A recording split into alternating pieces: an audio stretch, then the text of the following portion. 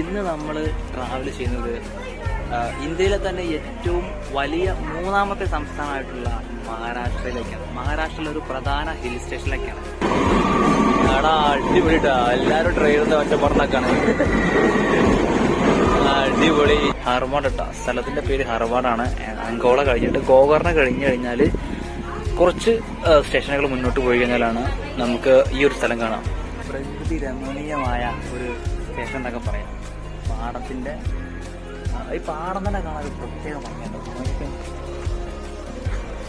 അടിപൊളിയല്ലേ?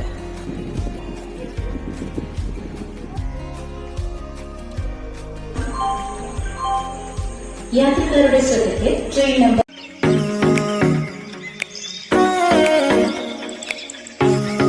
ഫ്രണ്ട്സ്, നമ്മളങ്ങനെ തിരൂരിൽ നിന്നും നമ്മളങ്ങനെ